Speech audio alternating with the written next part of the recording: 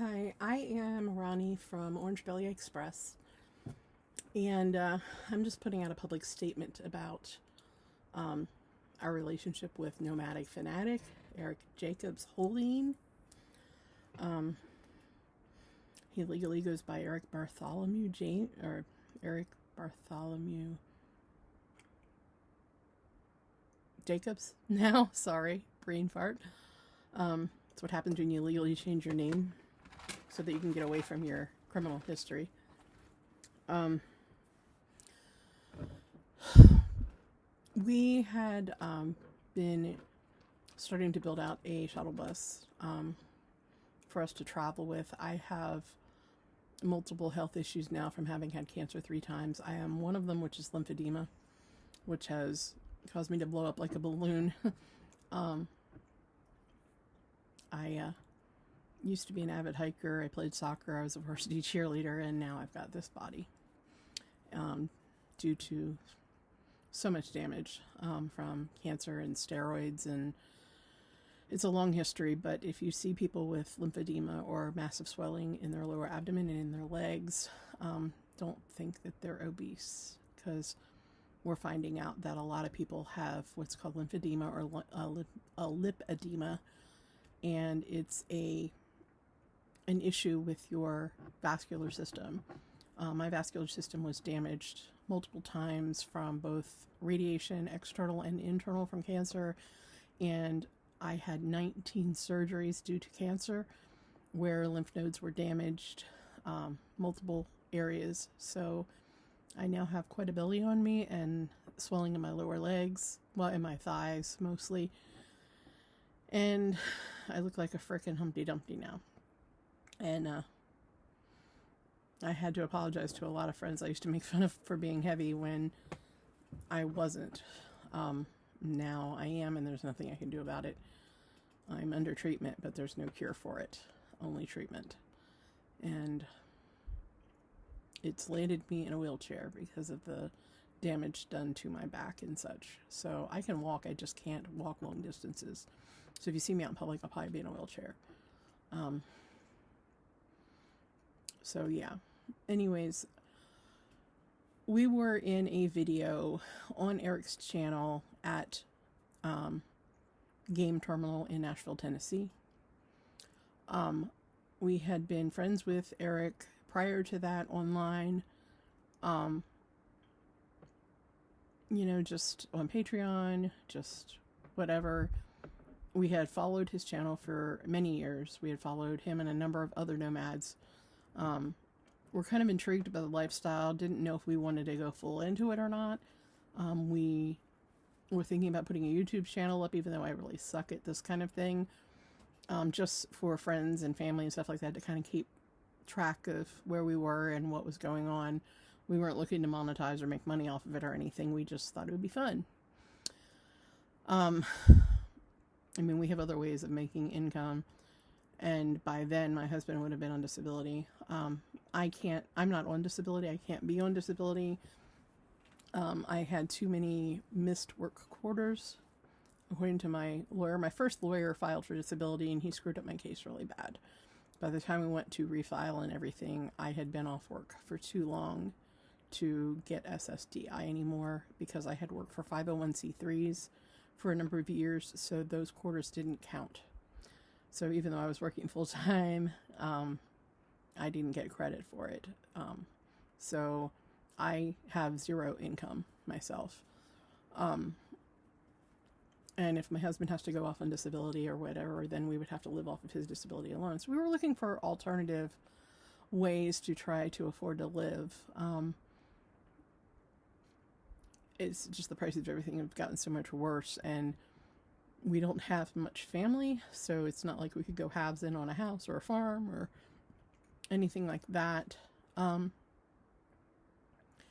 So we ask questions. We try to get to know people. We try to get to know a number of different people. We followed, ask questions, that kind of thing. It's the only way you learn. And when Eric said he was coming down through this way, I was like, hey, I know this really epic place that I haven't seen much online about it. I think it'd be good for your channel. and it is the world's largest collection of pinball machines, open to the public, and there's free play on the arcades, and it's just a really cool place. I think it would be a good place for you to shoot. And I showed him it and everything, and he agreed. So we agreed to meet.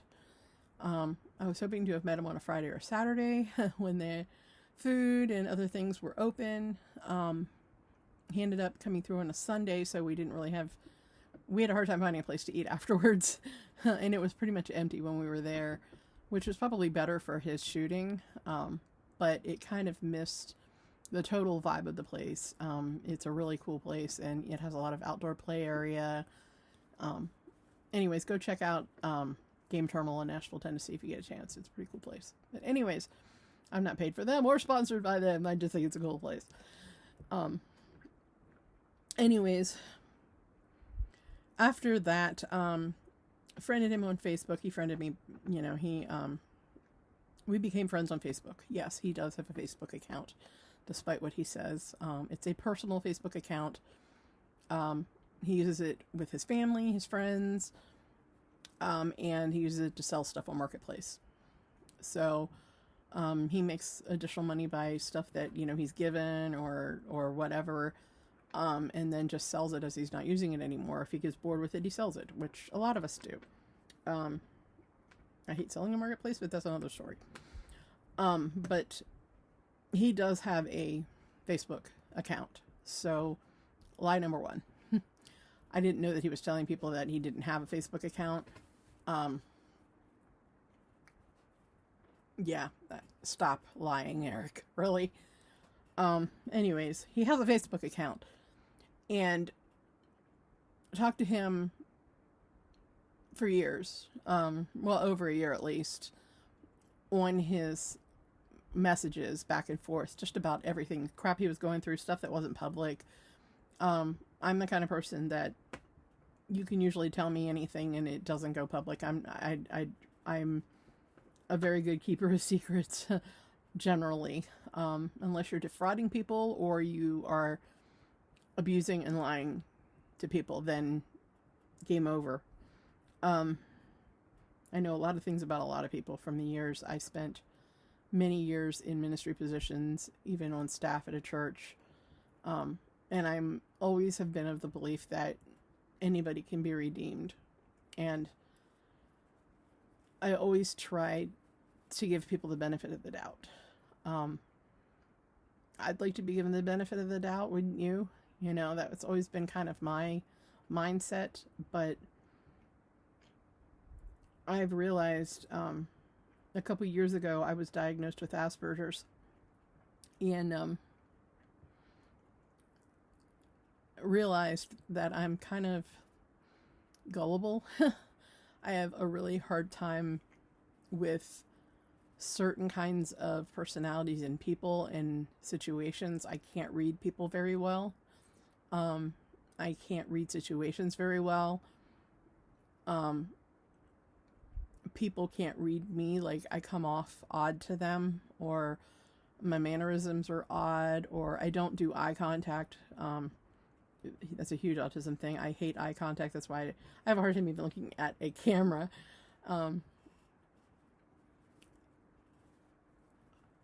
It's been a huge part of my life, and it's not an excuse as to my behavior with Eric. It's a reason why I missed things and didn't see things. It doesn't mean I'm not responsible for that. It's a reason. It's not an excuse. So please don't take it as that I'm not trying to excuse what I said or did. I'm just giving you a reason as to why I missed it. And I'm trying to learn from that.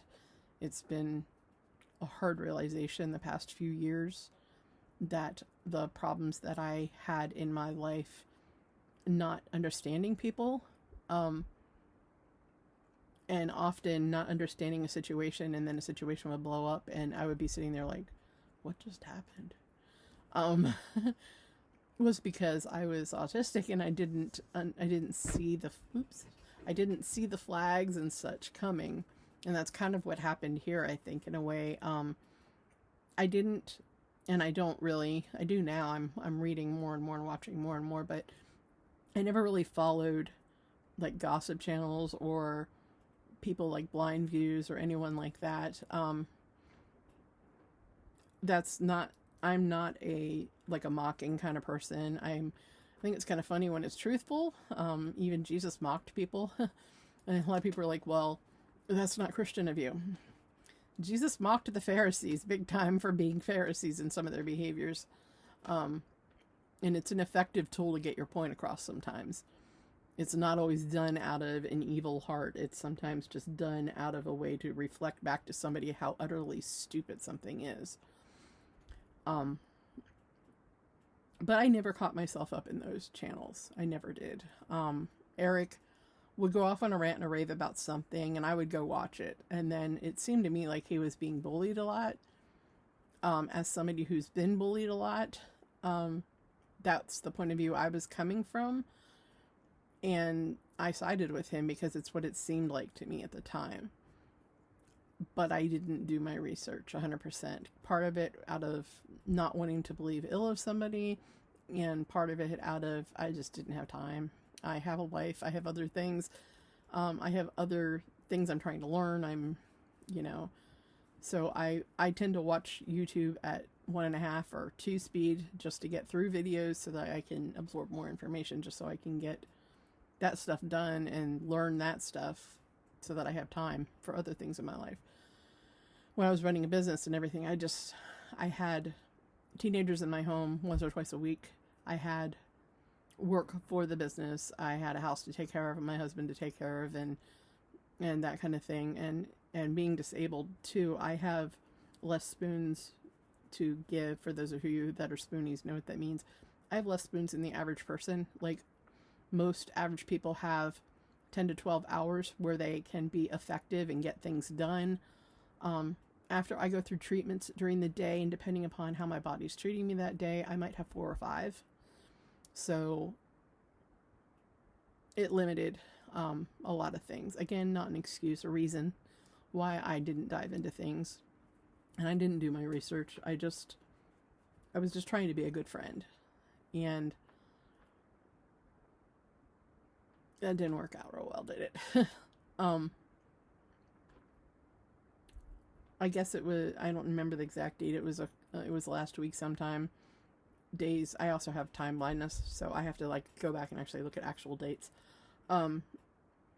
Sometime last week, Eric was having one of his things, and he said something about Lola, and I had talked to Lola like 2 or 3 times on Messenger, on her, either her Instagram or her channel. I talked back and forth with her once or twice, and just mentioned to her that, we wanted to travel, we wanted to kind of do stuff, and she said, well, you're always welcome to Lollapalooza, which I thought was really sweet. She didn't know me from Jack. But she's like, you're always welcome to come to Lollapalooza, and if we could have gone, if the bus would have been enough to travel in at that point, we would have gone. She was really sweet, and I saw nothing wrong with her. I did watch a number of her videos. I followed her on Instagram and on Facebook. Maybe it was Instagram, maybe it was Facebook. And YouTube. I don't remember where all she was, but I remember she was just always sweet and nice, and she seemed to be really above board about everything. Again, I just know from what other people have told me, and from what I understand, she's salt of the earth, and she never gave me any reason to ever doubt that. And I merely responded back to Eric, back and forth in chat, like we had for the last year plus, back and forth. I just responded back like, oh, bummer about whatever it was he was talking about, kind of thing. And then he said about Lola, and I said, I said, Lola always was nice. She seemed sweet to me, She seemed nice to me. And I was just kind of like, wow, I didn't, I was thinking to myself, I didn't know that side of her, but just because that's not my experience doesn't mean it's not somebody else's. Again, before I had a chance to finish my thought, even all I had said was, I thought Lola was sweet. I thought she was nice. And I was literally typing out, I had only talked to her a couple of times, so I didn't really have that much data on her, so I could be wrong, but I don't know, kind of thing. Which, if anybody's having a normal conversation, you would think, well, okay, I get that. You don't really know them, you don't know the situation, whatever, kind of thing. Not in this case. Within a second, it was so instantaneous. Eric went off, like, went off on me. And some of the stuff that he said, he was calling people a CU, women, and then he wonders why he's single. And he called people that on, he called women that on his feed on his channel a lot, like on his main page on his Facebook, which was very off-putting to me, but most of the time it was during one of his fits of rage or whatever like that, and then he would delete it later, so I just ignored it, because, again, try to give people the benefit of the doubt. Stupid of me, I know, right? He starts ranting off and raving about how she said some really bad stuff about him, and that her and both Caravan Carolyn, sorry, you know, were both the C word, and that Lola had brain cancer, and he didn't care that she had brain cancer, and that she had said some really, you know, crappy things about him, and that if I supported her during that time, and I supported these people, and blah, blah, blah, blah, then I'm no friend of his, and I had to choose a side and be 100% loyal to him, and I had to, basically, he wanted me to kiss his butt and beg and plead with him to be my friend, when he just literally went off on me for nothing, and spoke really badly. Lola's dead. You don't speak ill of the dead like that. She's not here to defend herself. And I don't know the whole situation. I don't. And I'm sorry you feel that way. But again, I don't generally judge my relationship with a human being or a person by other people's relationships with a person. Because I've had that done to me, and it sucks. I've had people say stuff about me that's not even remotely true, and other people decide they don't want to even be friends with me or something because they heard something about me that wasn't even true. So again, and we've all had that happen. I don't care who you are, we've all had that happen. I try to give people the benefit of the doubt, and I'm learning that's not always a good thing. Sorry if I'm weird right now. Because of the cancer, I don't have much in the way of hair. I'm trying to grow it out. It's not working. And I don't have any teeth. I have dentures, and these are like the first ones you get after, and they don't fit. They fall out. And so if you see me do this really quickly, they fell out. I have stuff in them, but it's starting to feel really weird in my mouth. And I have a hard time talking with them. So I generally don't wear them because they're uncomfortable and they don't fit. But anyways, that being said, I have publicly multiple times and privately apologized to Caravan Carolyn and to Live Views, Lonnie. I didn't know. I didn't. And I've been watching a lot more videos. I've been seeing the evidence that a lot of other people have concerning him, and a lot of things. Heck, even Steve has called him out for lying. Yeah. And then, of course, the other night, Campervan Kevin actually responded to me on Facebook and was just like, well, why would you do that? Well, why would you do that? And I basically told him, no, I'm not going to share that conversation, because I told him it was a private conversation, because we talked about other things concerning him and the behaviors. What he said about somebody being a flying monkey isn't true. He made a comment to the effect of Flying monkeys do their job because the narcissist can't. That's not true. Um, Flying monkeys are basically secondary workers. Narcissists is perfectly capable of doing their own evil. They're very good at it. They're very versed at it. A flying monkey is somebody, they're just support crew. They go around and stir crap up to try to keep the eyes off of the narcissist, so that it's kind of the old, they get it from The Wizard of Oz.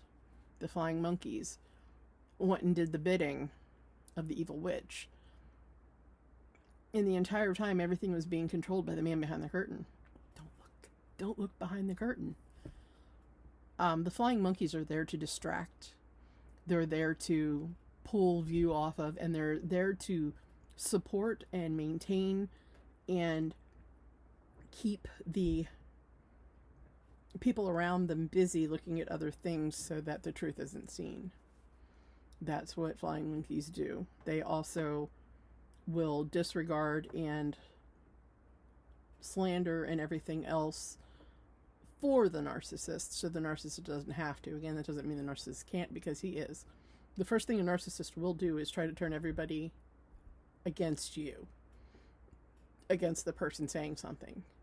They will try to take down that person to shut them up. And I'm not going to be taken down. I have nothing to lose. Like, literally. I don't own anything. I own a wheelchair van. That would look really good for you, Eric. If you want to try to take my wheelchair van from me, which still has a lien on from the bank on it, so yeah, you could try to take that. The point being is, I have nothing for you to take, and I don't have a problem saying that I'm wrong in public. I don't have a problem. Again, I don't have a perfect life. Nobody does. But I'm open and honest about all the crap in my life. I'm an open book. And is what it is. It really is. I don't have a reason for people to come and be like, oh, you're a liar, and you did this, and you did this, and I'll tell you outright plain what happened, and you can choose to either believe it or not. Something I said in the conversation to Kevin is, you have a right to believe about me what you want, and I'm not going to try to change that. I'm not. You can believe what you want about me. I just know this. I owe Live Views and I owe Caravan Carolyn a apology, and I also will publicly state that I want nothing to do with Nomadic Fanatic. Orange Belly Express has nothing to do with him. Yes, we were in his videos. Yes, we did put stuff up on our social medias and stuff like that to drive traffic to him and just support him. That has been pulled or edited or altered to reflect our current stance on the situation. Eric, go away. I want nothing to do with you. Absolutely nothing. You don't treat people that way, especially people who believed in you and tried to be a real friend to you. You don't have the capacity to be a friend to people or to be a real friend, because you don't know what that is. You can't even see a gift horse in the mouth. You can't see when somebody's actually trying to be a real friend to you. And for you to just implode and blow up on people, which apparently is a pattern of yours, which I wasn't aware of. Yeah, we're done here. We're done here. So yeah, just putting it out there publicly. There's other information about him out and about. I'm not sure what will be done with it. I'm not sure how it'll be dealt with. I don't know. I have no idea. Again, I did nothing legally wrong. Nope. It's not who I am. I tend to be I follow the law and I live my life, And for Kevin, I know you'll watch this. Stop being Eric's flying monkey for your own sake. My gut's telling me you're hiding something now too. And I don't know what it is. I'm sure other people might have an idea. I have no idea. Don't really care. But here's the thing. Stop hiding behind Jesus. Stop. Jesus does not care whether you quote your thing at the end of all your videos, or you make a public profession of your faith.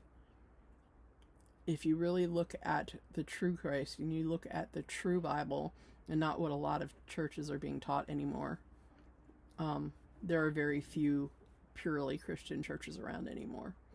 Most of them are more humanistic than anything. That's another talk for another time, but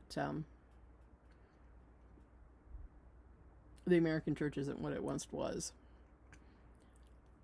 You are supposed to be a doer of the word, not just proclaim it and expect everyone to believe you, but do it.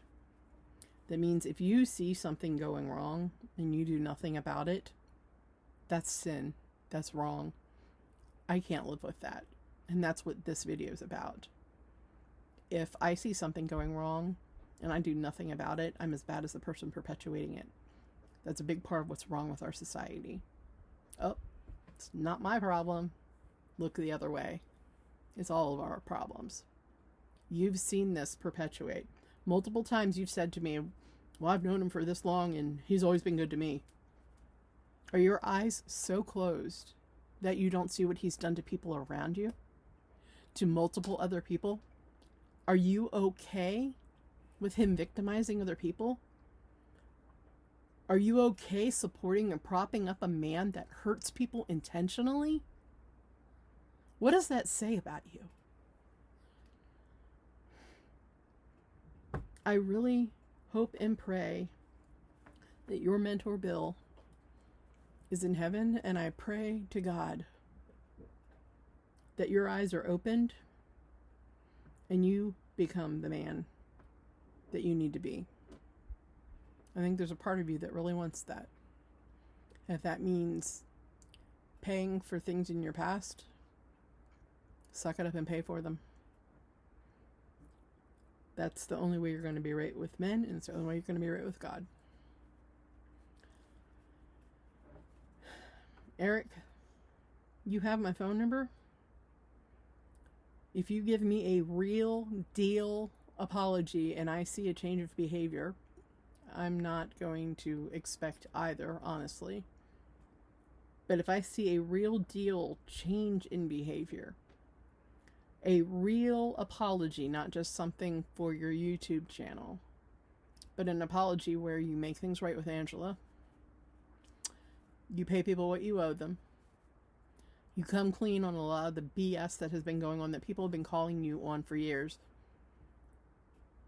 then you're going to start showing that you actually have character, because real men don't have a problem being wrong and saying when they're wrong and fixing things. It's called character. We are all human. We all screw up. It's owning that and fixing that makes you a man, not dressing the part. Because if you're just dressing the part, you're merely wearing a costume. That's really all I have to say.